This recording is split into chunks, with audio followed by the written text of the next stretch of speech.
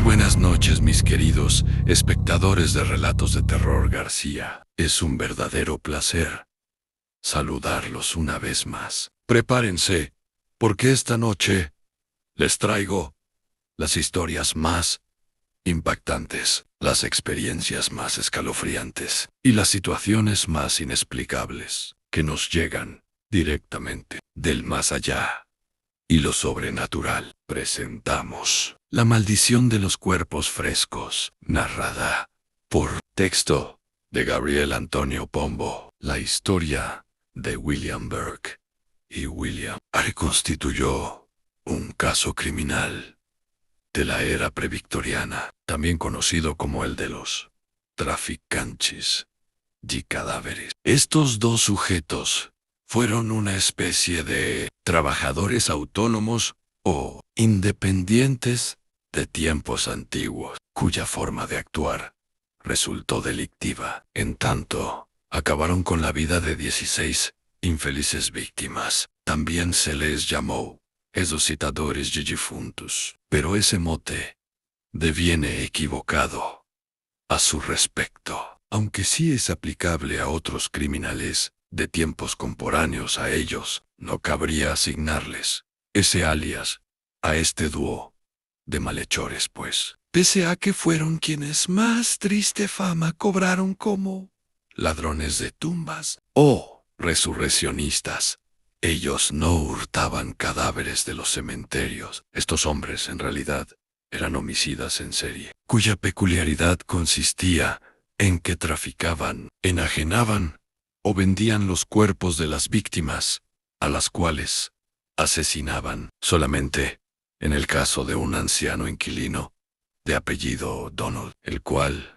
falleció probablemente de un síncope cardíaco en el hostal que regenteaba la cónyuge de Are, la señora Margaret Laird, fue que vendieron ese cuerpo. En esta ocasión se dio la curiosidad de que Donald adeudaba dinero por su alojamiento. El finado les debía 4 libras, lo cual era una buena cantidad en esa época. Por ello, con más satisfacción, se aprovecharon de esa muerte natural y se apropiaron del cadáver. Este par de rufianes todavía no eran asesinos, sino pequeños rateros, buscavidas que cometían delitos menores, aunque también tenían algún trabajo honesto, como el de llevar adelante el hospedaje o casa de inquilinato de propiedad de la esposa de Are.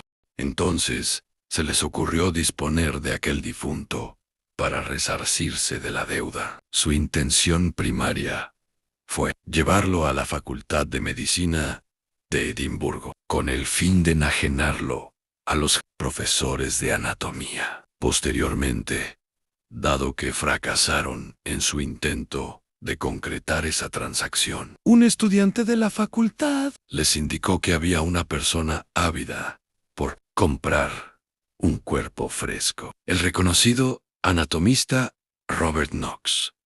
Por lo tanto, se dirigieron hacia el consultorio clínico, donde aquel impartía clases a estudiantes de la Facultad de Medicina de Edimburgo. Este prestigioso facultativo constituiría una pieza fundamental en la tragedia provocada por estos impropiamente llamados traficantes y cadáveres, a quienes tampoco les cabían los motes de resurreccionista u resucitadores, dado que únicamente robaron el cadáver del malogrado inquilino Donald. A partir de allí, cometieron 16 asesinatos con la finalidad de lucrar, trasladando los occisos a entidades médicas y, principalmente, al anatomista Robert Knox, que fue el comprador habitual de estos cuerpos frescos. La motivación que impulsaba al par de criminales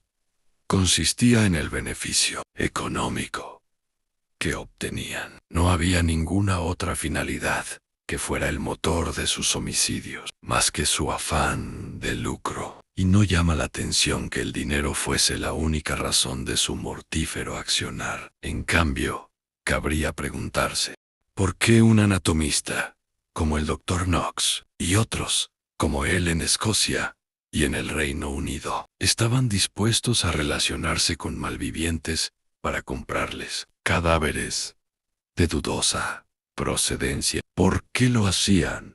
Cuando era evidente que se trataba de víctimas de homicidios. ¿Por qué razón estos anatomistas se sometían a un riesgo tan grande? Para responder a estas interrogantes, hay que atender al contexto histórico y social de aquel momento. En el Reino Unido había una gran carencia de cuerpos utilizables para las prácticas de disección anatómica. Los cadáveres eran fundamentales para el progreso de la ciencia. Sin ellos, no era posible el avance de la medicina, especial en el año 1828. Cuando comenzaron aquellos homicidios, solo se permitía la disección de cuerpos de delincuentes ejecutados, y en los años previos se había vuelto más benévola la legislación. Sucesivas leyes mermaron la aplicación de pena capital para delitos que antes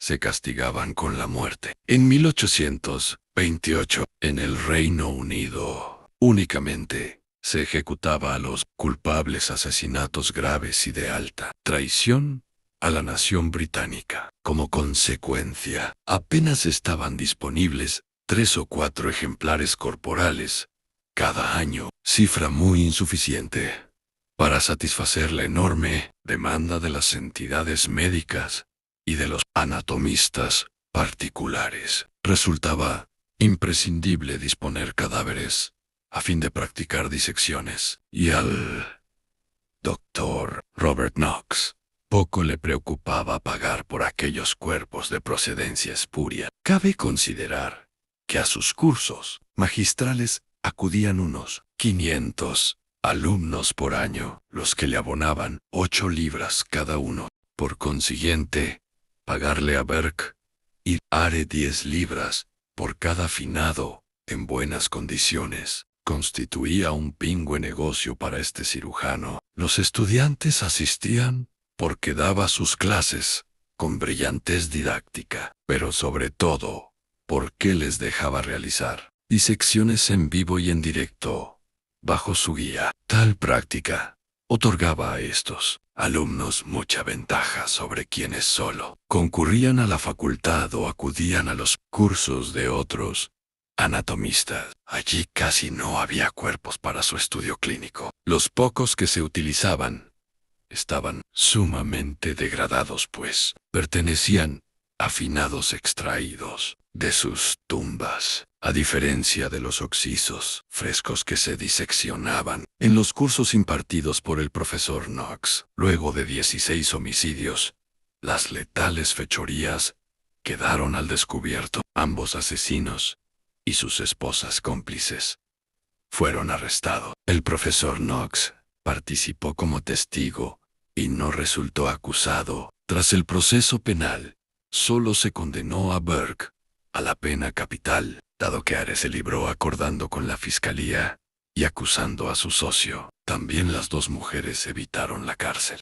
Un periódico de Edimburgo tituló a este caso "La maldición de los cuerpos frescos", pues aquellos crímenes fueron nefastos tanto para las víctimas como para los victimarios. William Burke resultó colgado el 28 de enero de 1829 y fue diseccionado públicamente por el anatomista Alexander Monro en la Escuela de Medicina de Edimburgo. Su esqueleto, su máscara mortuoria y los objetos confeccionados con su piel se encuentran en la actualidad en exposición en el Museo Anatómico de la Universidad de Escocia. Helen McDougall, su cónyuge, fue puesta en libertad, ya que no logró probarse su participación en las tropelías. Regresó a su casa, pero devino atacada por una multitud furiosa. Tras ello, volvió a su pueblo natal de Stirling a vivir con su familia paterna. Años más tarde se marchó a Australia, donde, luego de atravesar por muchas penurias, expiró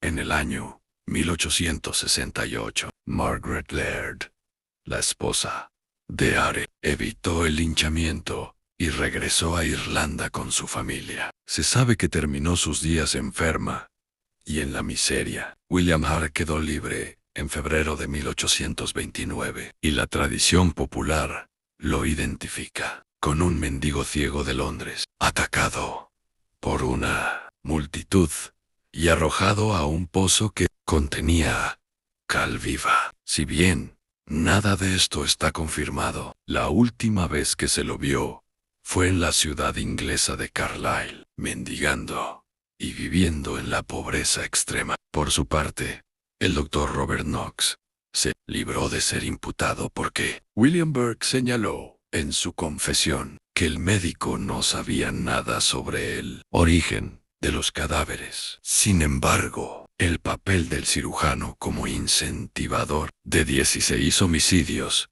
provocó un escándalo público que afectó gravemente su imagen y prestigio. El científico mantuvo silencio sobre sus tratos con el dúo de criminales y siguió empleando a ladrones de cuerpos para abastecer sus clases de anatomía. Tras la publicación del Acta de Anatomía de 1832, su popularidad entre los alumnos disminuyó cuando sus solicitudes para el Colegio de Médicos de Edimburgo fueron rechazadas. Pasó a trabajar en un cargo de escasa jerarquía en el Hospital del Cáncer de Londres. Acabó oscuramente su existencia, falleciendo en el año 1862. Si este relato te atrapa, no olvides regalarnos un pulgar arriba y dejar tus comentarios. Queremos saber qué te pareció. Gracias por ser parte esencial de esta comunidad. Su apoyo